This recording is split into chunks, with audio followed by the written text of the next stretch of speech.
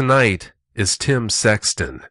Tim, welcome to Dogman Encounters Radio. Thanks so much for coming. Hi, Vic. Thanks for having me. Oh, thanks for being here. Tim, give us a brief bio on yourself. All right. I am 25 years old. I was born in Cincinnati, Ohio. I grew up in southeastern Indiana, and I currently live in southwestern Ohio. My profession is I'm a forklift operator. We've got a lot to talk about tonight, Tim. From what I understand, your little sister's had several encounters with dogmen. Please tell us about these encounters she's had. Yes, she did. My sister first told me about some encounters she'd been having with seeing something that looked a lot like a werewolf. I don't know the exact year that it happened. She said one night she went to bed. It was probably around 9, 10 o'clock in the evening. She was having trouble sleeping. She was just laying in her bed. She looked out of her window, and she saw something that, at first she described it as a large, dark shape, but she could see certain details on it. She said it was about my height. I'm 5'11". She said that she could see pointed ears on top of its head, and that she could see a large snout coming out of the front of its head, almost like a wolf's head. She could tell it was covered in hair.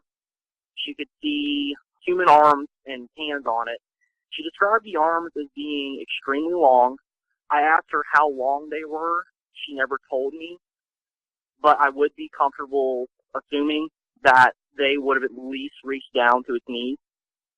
I asked her what type of leg structure it had on it. I asked if it had human-like legs or not. The only thing she could come up with was they looked deformed. The closest thing she could describe the legs to was the werewolf legs out of the Underworld movies.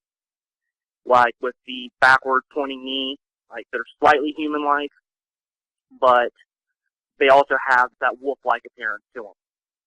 She said it had glowing orange eyes. After she'd seen the thing, she freaked out and basically hid under her covers, and that was her first encounter. The second encounter that she had happened, I'm not exactly sure how long after. And this actually kind of creeped me out. She told me she saw one standing outside of my bedroom window. She said that it was same exact shape, same exact head, ears, snout, everything. It had I believe she said it was a dark brown coat of fur on it. And she also said it had glowing orange eyes, and that it was basically like crouched right outside of my window looking in. She said that as soon as she saw it, that it looked at her and then took off running. I've asked her if it ran on 4 legs or if it ran on 2 legs. She said that the times that she has seen them, it's been a little bit of both. Like, for instance, one might run on 2 legs and another one might run on 4 legs. She said that the one that was crouched outside of my bedroom window, she said that it ran on 4 legs. I asked her if she'd ever seen one walk. She said no, it was pretty much they were either standing there looking at you or they were going into a full sprint. I'm not sure how many others she's seen. I know she said that she has seen at least several with several different color coats. Like I said, the first one she saw she said it had black hair. I would be comfortable assuming that it was the same one that was crouched outside of my window. So possibly a dark brown coat. It was just nighttime, so it's kind of hard to see what color hair it would have. She said she's seen a lighter brown one. She had seen a dark gray, almost black colored one, and she has seen an all white one. Actually, I've asked her if there was like any movie reference she could give me, werewolf-wise, like what would they look like. And she said that the closest ones were the ones from the Underworld movie. I wasn't too sure exactly which ones she meant because there's different types in that movie genre. So I sent her pictures of ones from the first movie and then one from the second movie with a more wolf-like head on it. And she said that the more wolf-like one was what she'd seen. She said the only difference was that the snout wasn't as long. It also wasn't as narrow. So she basically described it with a shorter snout with a little bit more thickness to it. I asked her if they all resembled the same height, and she said that they were similar. Some were taller than others. These things that she's seen have ranged anywhere from 5'11" to 7 feet tall. I've asked her to describe how heavy she would assume one would be, and she said that there's no doubt that they could have been 200 pounds or heavier. I've also asked her where at she's seen them. She has seen them outside of her window, outside of my window. She's seen them out in the woods. I've asked her how deep in the woods she's seen them. One encounter she said she had one basically charge at her while she was walking one of our dogs. We used to have horses out there. There was a gate that basically led out to the woods. And she said that she could clearly see the gate still. So she wouldn't have been more than, probably maybe 10, 15 feet from the gate when she had one come running towards her. She's also said that she's gotten as far back as our hunting tree stands, which are, I'd probably say, at least several football fields length away from our house. So not too far back usually, but she has seen them back there. I've also asked her if she got any strange feelings when they are around, and she had told me that it's like an electrifying fear just kind of goes through you. You don't even have to see them. You just know that they're around, is what she basically described it as. The closest feeling that you can get to it is basically that prey feeling. She said that she gets that feeling that if one is watching her or around, it gives you that feeling of basically saying, I could kill you if I wanted to, but I'm probably not going to. But if I really, really wanted to, I could tear you apart. That's really all she told me about what she's seen. With most people, if they had had that many encounters, they wouldn't be heading out into the woods. Why do you think she is able to go out and function outdoors the way it would appear she can? Well, Vic, my sister's a lot like how I am. We both grew up playing outside. Like myself, she has a deep love of nature. So I don't think she's going to live her whole life just hiding from these things. I mean, my sister's always been one to, when she was younger, she was always one to play outdoors. And that's really the only way I can explain it truthfully.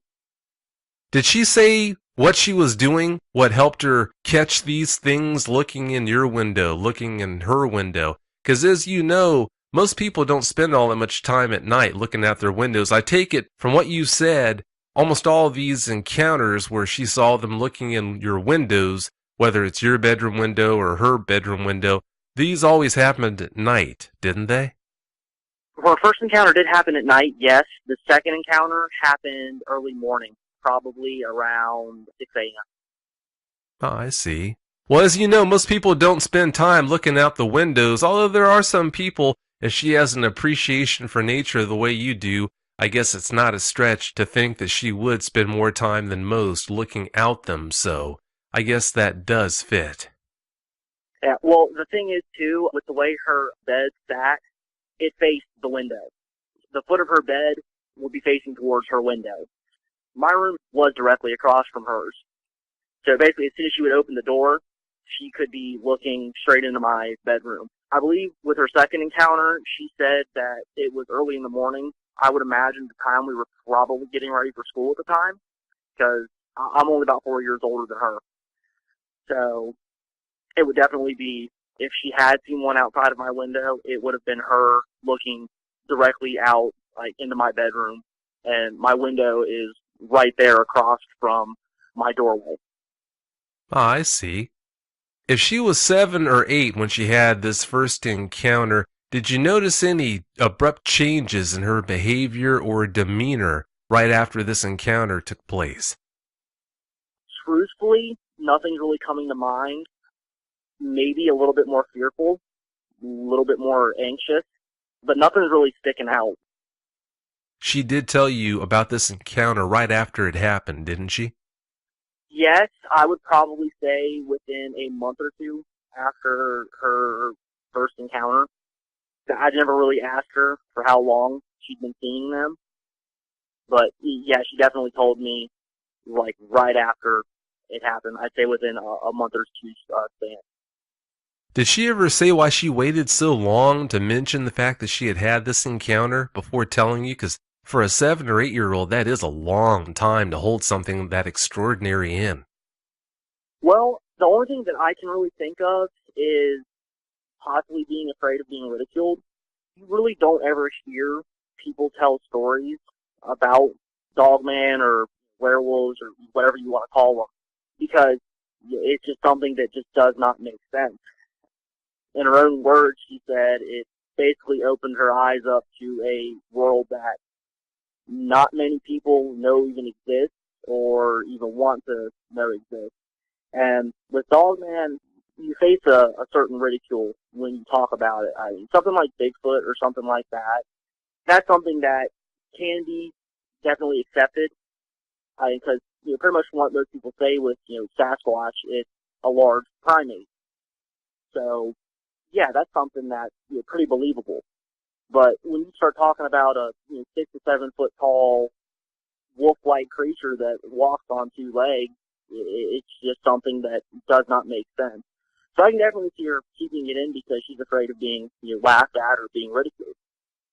Yeah, that does make sense. I want to make sure that it's clear to you. I want to make sure it's clear to the people listening. I'm not accusing your sister of lying about any of this. Some of the things that you're sharing about how she handled these situations falls outside of what I would expect a normal reaction from a 7 or 8-year-old girl to be. So I'm simply asking these questions to try and understand her thought process or processes to explain why she handled some of these situations the way you said she handled them. That's all that's behind this. I just wanted to make sure that you understood. Now, another thing, too, you asked about why did she wait to tell anyone. I do remember her telling my parents about it, and it was almost like they brushed it off. It was almost like they were like, whatever you're seeing is not real. And it was pretty much, well, if you see it again, come get us type thing. So that right there could be another reason why she kept a lot of stuff in. I mean, because you're supposed to be able to tell your family anything, and when you feel like it's being brushed off, that right there might kind of make you definitely want to not speak about what you've seen. That's true. If you get that kind of response from the people that you're supposed to be able to trust more than anyone else in the world, that would tend to make a person, especially a little girl like that, gun shy. So that is understandable. Well, let's get into these encounters that you had, Tim. Let's start off with the encounter that happened that night in your bedroom. Okay, my encounter happened about a month or two after my sister told me about her encounter. My encounter happened in October. I had woken up at about 3 a.m. For some reason during that time, I just could not go back to sleep. For some reason, when I was that age, as soon as I woke up, that was it. I wasn't going back to bed, and I was up for however long I was going to be up for. So I went ahead, turned on my light, flipped on my television, and started watching. I can't truthfully remember what I was watching, probably some infomercial or something like that. Probably about 15 minutes after I had been up, I heard a slight scratching sound outside of my window. I kind of sat there listening to it, and I thought, okay, maybe it's an insect or something like that. Then I remembered that it's October, and Octobers in the Midwest are pretty cold. There had already been a frost on the ground, so there was absolutely no way it could have been an insect. And the scratching just kind of continued, and I started kind of getting a little freaked out because my sister just told me a month or so ago that she'd seen these things and she'd even seen one outside of my bedroom window. So I thought, okay, well, maybe it's a person. Maybe like one of the neighbors got drunk or something like that and stumbled over to the wrong house and is just trying to get into their home. I went ahead and said, hey, if you're at the wrong house, you need to go home. Well, the scratching didn't stop after I said, hey, you need to go home. And the scratching just kept going on, and I went ahead and my leg was sticking out from under the covers, and I noticed that at the bottom of my drapes there was a slight opening. So I went ahead and I quickly moved my leg back, and as soon as I moved my leg, whatever it was stopped. Then the scratching continued with just a little bit more intensity. Not too fast, not too hard, about the same strength it was doing before, just a little bit faster. So I start panicking, thinking, okay, what the hell's outside of my window? If it's a person, I need to scare it away. I need to do whatever I possibly can to get it away. Well, directly outside of my room, if you walk out and take a right, you're entering into the living room, also the front door. Outside of the front door, there's a porch, and there is a light on the outside. So I thought, okay, I need to get out there, and I need to turn that light on, because if it is a person, I need to make them think that the people in the house are up, and that they're not going to be getting in here without a problem. So I went ahead and I rolled out of bed, got down on my stomach, and I began crawling, almost like a soldier crawling under barbed wire. I began crawling out of my room because I wanted to stay as low as I possibly could, just in case this thing, could see in my windows in some way, and I didn't want it to know what I was doing. So went ahead, began crawling out, got to my door frame, and looked around the corner because in front of the porch there's some windows, and I just wanted to make sure that nothing was looking in. I just wanted to make sure that whatever was out there wasn't somehow peeking in through those windows. Didn't see anything, so I began crawling, keeping as low to the ground as I possibly could. I eventually reached where the light switch was, and I quickly flipped on the outside porch light. Couldn't see anything outside. Went ahead and crawled back to my bedroom. Didn't hear the scratching anymore. So that kind of calmed me down. And went ahead, got back in bed, kept listening, and about 10 minutes later, the scratching started again. And that really freaked me out because I kind of realized at that point whatever was out there wasn't a person. It definitely wasn't. If it was a person, it wasn't a smart person. Because I mean, if you're trying to break into a house or something like that, once the lights come on, that's when you need to go. And if you're going to come back and try again, you're just not smart. So I definitely think that whatever was out there was not a human being. So the scratching just kept continuing. I mean, nothing other than that really happened. It basically continued on from the time it started, which was about 3:15, 3:30, I would say, until the sun came up. So about 7 a.m. or so. The next day, I went ahead and I told my parents, and well, actually, I told my mother. I said, Mom, there was something scratching at my window last night. I don't know what it was. And she said, well, maybe it was your dog. We had an Alaskan Malamute for about 15, 16 years. And I was like, no, there was no way that it was my dog. And she said, well, how do you know? And I said, well, in the entire time we've had her, not once has she ever jumped up on the window and scratched it.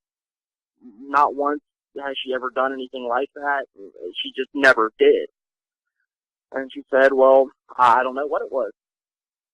And I was like, okay, well, I'm going to try to figure out what was going on out there.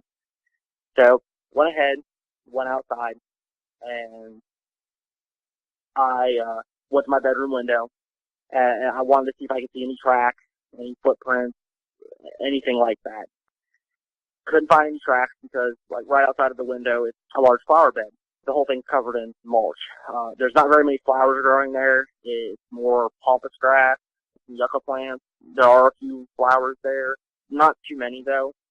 So it's definitely something that you could easily conceal if you wanted to, because if the pampas grass is high enough, it definitely blocks the view of the window from the street. So went ahead, looked around my window, couldn't find any tracks. Then I went ahead and looked at the window itself, and I noticed that you could see where something had been scratching at the window. The screen was not tore up or anything like that. It was just slight cut into the screen. And it looked a lot like, you could almost tell that whatever had done it had like fingers, like a human has. And that definitely really freaked me out. That was not the end of my first encounter.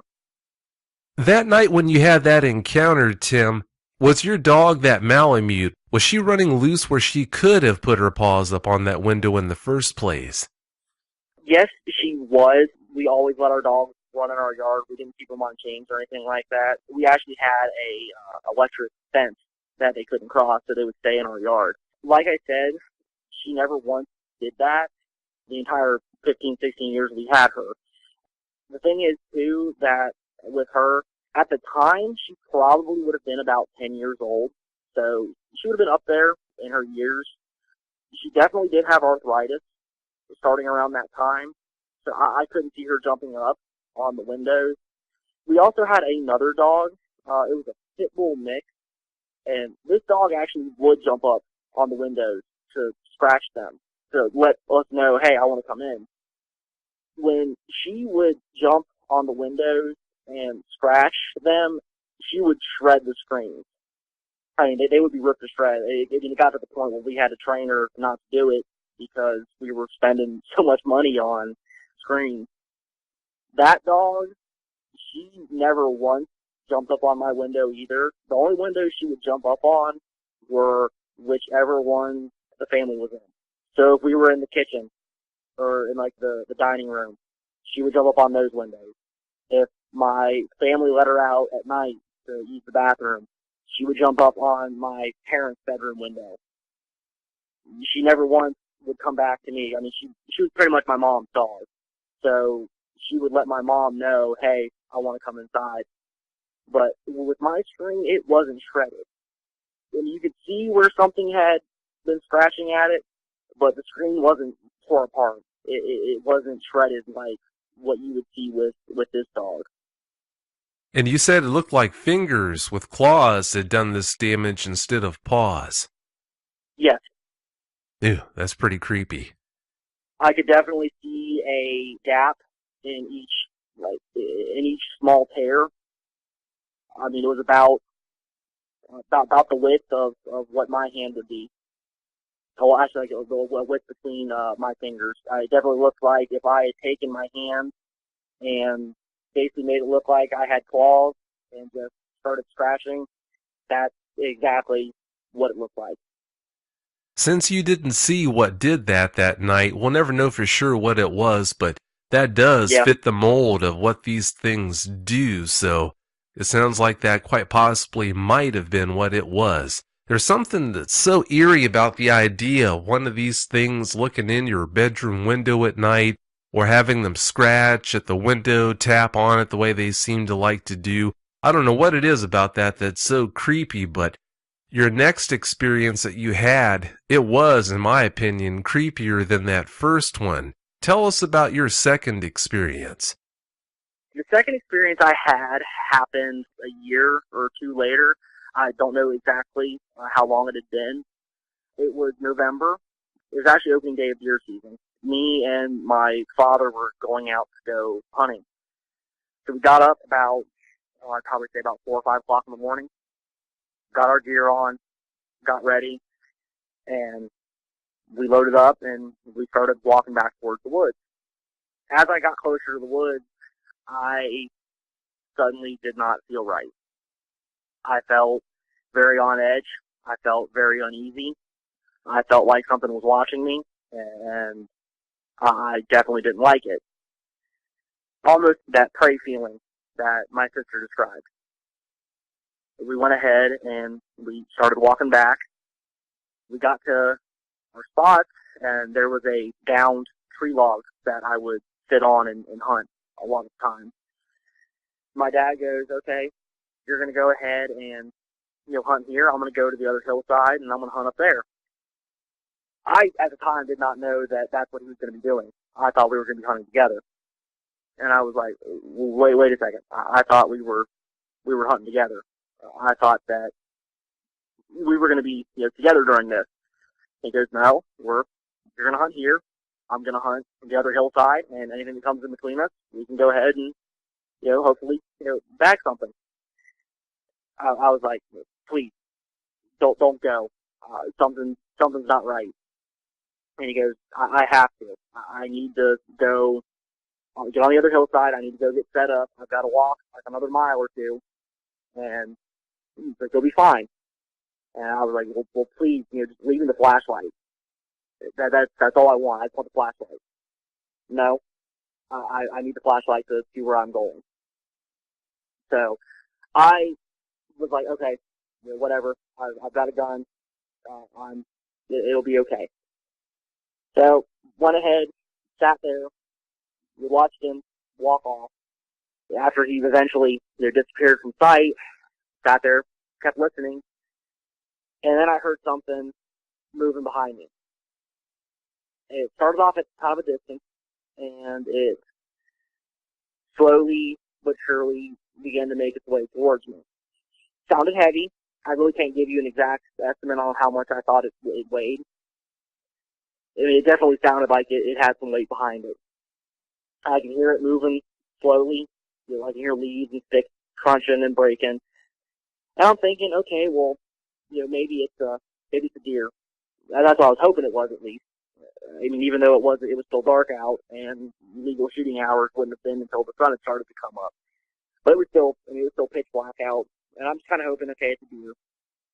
I could hear it moving its way towards me, and it gets to be about 10, 15 feet behind me, and that's when I hear a low, deep, guttural growl.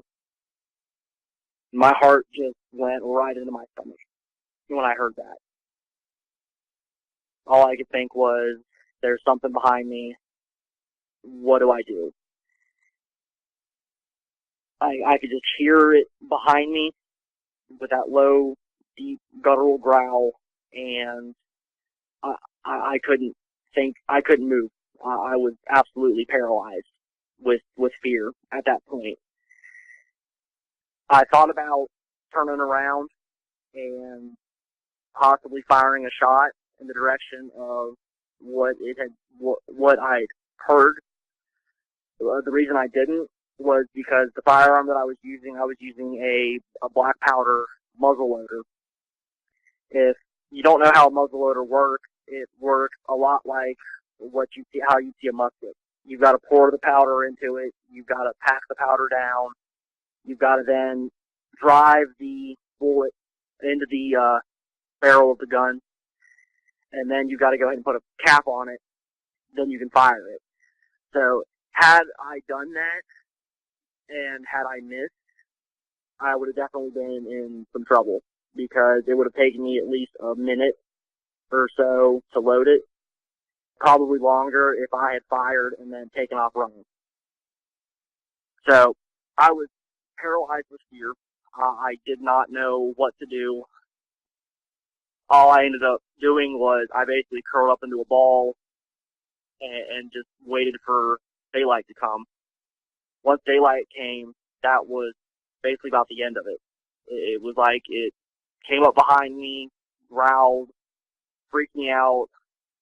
I just panicked and curled up, not knowing what to do, and that was the end of the second encounter. Did your dad come into you and that's how you got together, or did you just leave almost immediately heading for your dad's hunting location to tell him about what had just happened? I waited. I've never told my father about what happened. My father's very serious about hunting. That's his passion. That's something he loves to do. I mean, I love to do it also. And I did not want to make him mad because I came in while he was in the middle of hunting. A lot of our neighbors hunt also back in that far area. So I definitely didn't want to ruin anyone's hunt. And I definitely did not want to ruin my father's hunt. So, no, I waited until he came back, which was probably around noon or so, which afterwards we went ahead and went back to the house and got lunch. Ooh, waiting for your dad to come in had to be about the longest 5 hours of your life. Yeah, truthfully, Vic, if I hadn't had a firearm, I would have been out there in a heartbeat. Yeah, I can't say I blame you. That had to be horrible. After that experience, is it safe to say that you haven't been out hunting again? Oh, no, I've been out hunting plenty of times. Like I said with my sister, I love nature. I thoroughly enjoy hunting. Even though these things are scary and these experiences I've had have been very frightening, I pretty much refuse to live my life in complete and utter fear. It doesn't make sense to me. If I feel uneasy while I'm back there, I leave. But most of the time, I don't have any uneasy feelings when I'm out there. It's just when I do have those uneasy feelings, that's when I go ahead and go, okay, I'm going back in. But yes, I have been hunting ever since. I'm sure it hasn't been lost on you the fact that whatever it was that was behind you, it had you dead to rights, and the only reason why you walked out of that spot that day was because it let you walk out of that spot. Yeah, that's definitely been something that's crossed my mind. Because, like I said, it was within 10 to 15 feet, and if it had wanted to, it could have easily gotten me had it wanted to. I've often thought, could it have been a wild animal like a coyote or something like that? Vic, we don't have large predators, in southeastern Indiana. The biggest predators we have are coyotes. There's the occasional bobcat that's seen. We don't have bears. We don't have anything large like that. And with coyotes, they will avoid people at all costs unless they are sick or injured. And had this thing been a coyote, if it had been sick, I don't understand why I wasn't attacked. Because a sick animal it wouldn't have had any fear of me. It would have went ahead and went right for me, and it would have attacked me. It just doesn't make sense to me that it would be a wild animal of some sort. It was definitely something that I just cannot explain. Truthfully, Vic, I kind of think one of the biggest reasons why these things are so scary is the fact that we've never seen anything like them in existence. Because they basically fit the description of what Hollywood would call a werewolf. That's just something that doesn't exist. I think that the biggest frightening thing about them is their appearance. I definitely think they're dangerous if they're pushed. That's with any wild animal, though. You also got to think of them as wild animals, too. There's been plenty of times where people have seen bears, and yeah, I would say, a bear's a pretty frightening animal, knowing what it can do to a person. But very rarely do they go off and attack people. Usually there's something that happens that causes the attack to happen. Getting in between them and their food, getting in between them and their cubs, startling one, for instance. So yeah, it's definitely, you definitely got to look at them as a wild animal. Like I said, they are scary, they are frightening, but I definitely think one of the biggest things about them is the fact that they look like something that shouldn't exist, and it basically throws your brain for a loop. Yeah, that is a good way to look at it. They are awfully scary, but like you just mentioned, in most occasions they don't play the part. They don't attack you on sight. They'll scare the dickens out of you and let you go. There's a third encounter that you had, an eyes-on encounter with what quite possibly could have been a dog man. Please tell us about that. My third encounter happened, I would say I was probably around maybe 18, 19 years old. I was driving back to my house. It's not my house anymore, but it was my childhood home. Driving back towards there. My house sits on top of a large ridge. And to get into the ridge, you got to go up this large, windy hill. Going up this hill, the hill eventually makes it starts to kind of snake up. It's got a few, sharp turns. And then you'll take a left and you'll go around the bend. And then you'll keep going up and you'll be at the top of the hill. Well, as I was going around that hill, I noticed on the hillside right next to the road, there was a large black shape sitting there. And went ahead and was kind of looking at it. It was covered in black hair. It looked like it had almost like a child's head on it. I guess like I'd say like the hair around it, like on its head, seemed kind of puffy, almost like you'd see in a chow. You could definitely see a snout on it. It appeared kind of short, kind of stubby. Don't recall seeing ears. And as I was going by it, I kind of looking at it, I was like, that's a huge, huge dog. I mean, to me, it looked like it could have weighed anywhere from 150 to 200 pounds. That is a huge, huge black dog. I don't think I've ever seen that dog around here before. As I was looking at it, the thing kind of locked eyes with me, and it just kind of, its head just kind of followed me in my gaze as I went, and went ahead and kept driving. That was the last time I saw it. And I sat there thinking, after I got home, I was like, who around there owns a large black dog? As far as I know, there's not a single person in that small little area that owns a large black dog that would have weighed, nearly 200 pounds. It just kind of threw me for a loop when I saw that. I mean, 'cause this thing was good size. It was on all fours, but it was big. It was enough for me to go, whoa, what is that? That was the last time that I saw that. Ever since, I've not seen a large black dog in that area. I've looked at the same exact spot every time I drive by now, just in case something's there and I want to check it out. The thing is, I actually thought of this a few days ago when it came to my mind, and we were talking about this. I had a childhood friend who lived probably about 30 feet away from where I saw this thing. One day he got on the school bus and he was talking to me, and he said that he'd seen what looked like a dog walking on two legs outside of his family room window.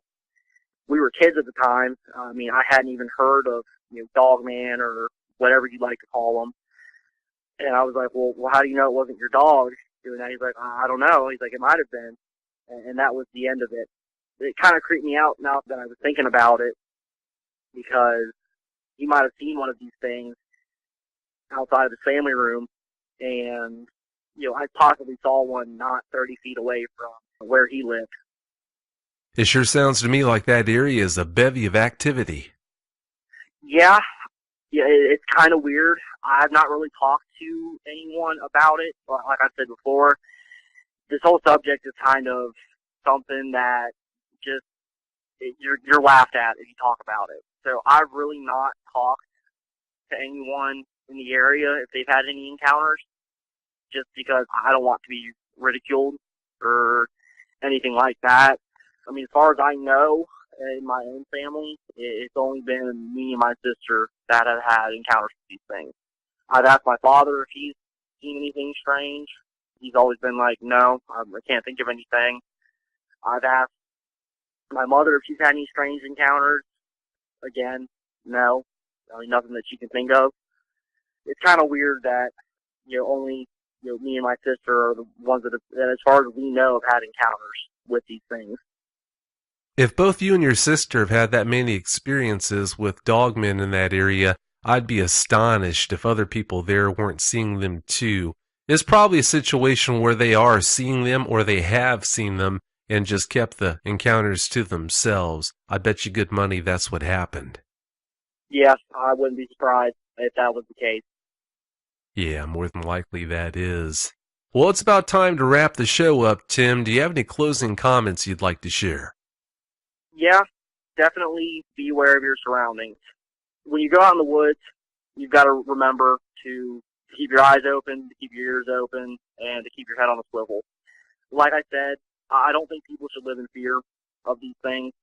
Yes, they're scary. Yes, they are extremely frightening when you do have an encounter with one. But, you know, if you really think about it, we only get, if we're lucky, 100 years on this planet. And it's such a waste if you live in complete and constant fear for your life every day. And if you really do think about it, death waits around every corner in life. So you can't be in constant fear about it. If you have seen one of these things and you do need to talk to someone about it, contact Vic. He does care. He does want to talk to you about your encounter. When I had my encounters, eventually after listening to his radio show and looking up stuff on the internet, I began putting pieces together, and the pieces fit to where I would be comfortable saying that I had an encounter with Dogman. And I truthfully didn't know, what to do. I didn't know if I should talk to someone about it or if I should just keep it to myself. Eventually I decided that people need to know these things are real, and people also need to know that if there's someone they need to talk to and they don't want to be ridiculed about it, they don't want to be made fun of, you can always talk to Vic. He definitely does care, and he does want to hear your encounters. Definitely keep your head on a swivel, but remember, don't live in fear, because it's the waste. I can't thank you enough for coming on this show. I really do appreciate it. Thank you for having me, Vic. Oh, thanks again for coming. Well, have yourself a great night, okay? You too. Thanks. I'll talk to you later. See ya. Bye. If you've had a dogman encounter and you'd like to speak with me about it, whether in private or on the show, you can reach me at contact@dogmanencounters.com. I'd love to hear from you.